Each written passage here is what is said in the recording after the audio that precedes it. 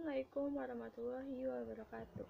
Bapak Aditya Pratama, SPD MPD, yang saya muliakan serta teman-temanku yang saya banggakan.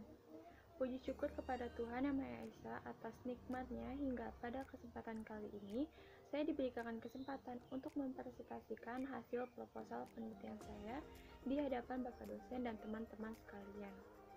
Salawat dan salam tak lupa mari kita limpah curahkan pada Nabi besar kita Muhammad Sallallahu Alaihi Wasallam. Pada Bapak dosen serta teman-teman mahasiswa, saya memilih Facebook sebagai media komunikasi karena untuk saat ini banyak masyarakat dari anak-anak sampai orang dewasa menggunakan media komunikasi Facebook ini sebagai pilihan berkomunikasi karena lebih efisien dan mudah diakses serta tidak mengenal jarak dan waktu. Dan hal tersebut yang membuat saya tertarik untuk mengambil judul tersebut. Menambahkan pengertian komunikasi, macam-macam media sosial, penggunaan terbanyak media sosial, serta dampaknya yang lebih spesifik pada proposal penelitian ini. Saya akan mulai mempresentasikan hasil proposal penelitian saya yang berjudul Facebook sebagai media komunikasi.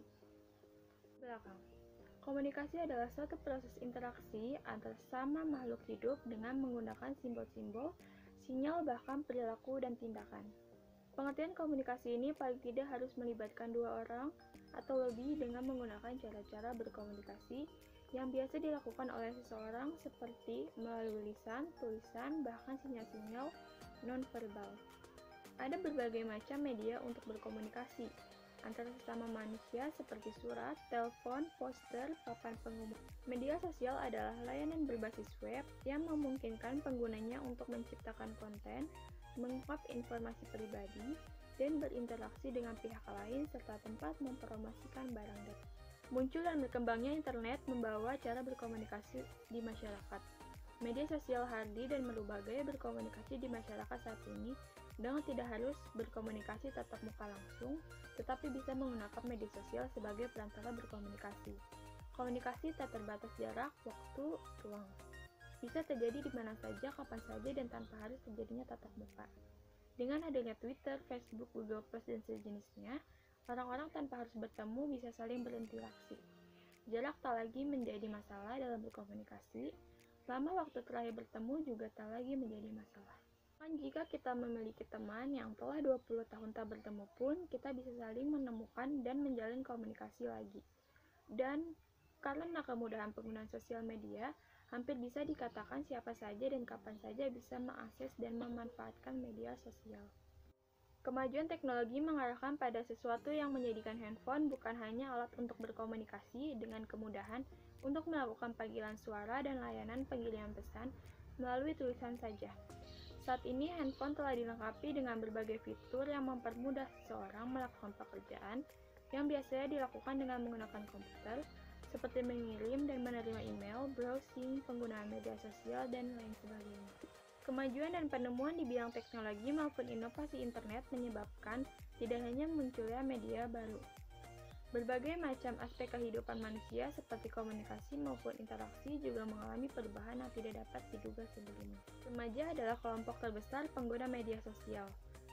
Remaja pemakai internet di Indonesia hingga awal tahun 2014 diprediksi sebanyak 30 juta jiwa dan hampir tiap hari remaja mengakses internet terutama media sosial. Topik apapun dibahas di media sosial sebagai alat komunikasi untuk media sosial memungkinkan pengguna berbagai topik apapun dan mendapatkan respon dari pengguna lain dalam bentuk like dan komen seperti yang terjadi di Facebook. Facebook memungkinkan pengguna mengunggah cerita pribadi melalui update informasi pribadi termasuk 250 juta foto diunggah setiap hari.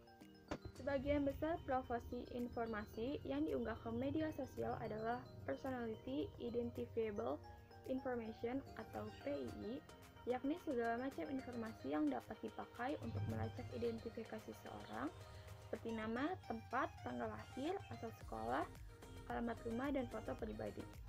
Bahaya atau resiko yang mungkin timbul dari aktivitas membuka diri di media sosial ternyata cukup mengkhawatirkan bagi banyak pihak, terutama orang tua, peneliti, dan penentu kebijakan. Kekhawatiran ini bukan tanpa adanya alasan, mengingat banyak kasus remaja menjadi korban media sosial. Seperti yang terjadi di Riau, data dari Pusat Pelayanan Terpadu Pemberdayaan Perempuan dan Anak atau P2TP2A, Riau menyatakan bahwa 10 remaja hilang karena Facebook. Dan data dari Komisi Perlindungan Anak Nasional menyatakan bahwa dari Januari sampai pertengahan Februari, terdapat sekitar 36 kasus terkait Facebook. Selain dampak di atas dari teknologi khususnya media sosial, dampak dari berbagi yang berlebihan ini juga memiliki dampak. Berbagi apa saja yang ingin dibagikan tanpa menyaring lagi mengenai kebenaran berita yang telah mereka bagikan.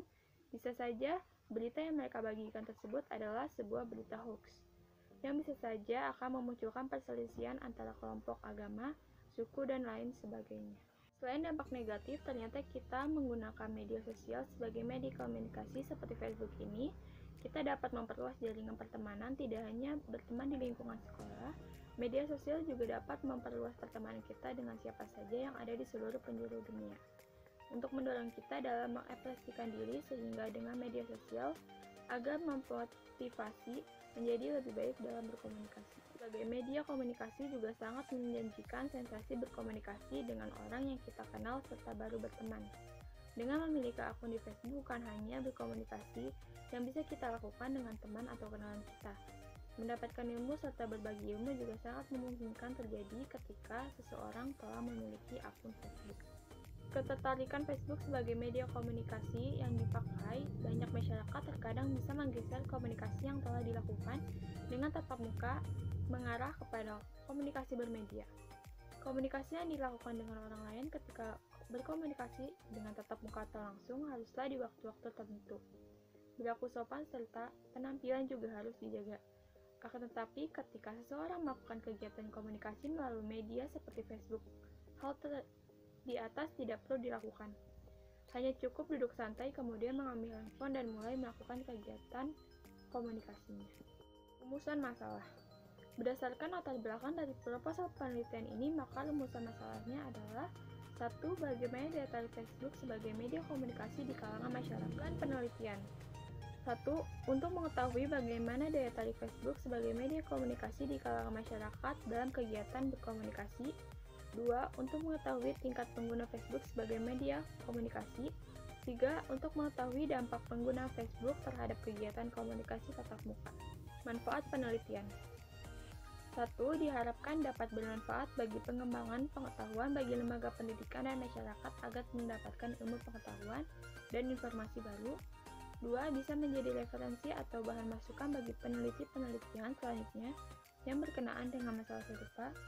3. Lebih jeli serta bijaksana dalam menggunakan media sosial terkhusus untuk berkomunikasi. Sekian isi presentasi saya kali ini. Saya mengucapkan banyak terima kasih kepada Bapak Aditya Pratama, SPD MPD selaku dosen, kepada Saudari Marlina dari Program Pasca Sarjana Universitas Islam Negeri Sumatera Utara atas referensinya, serta teman-teman semua.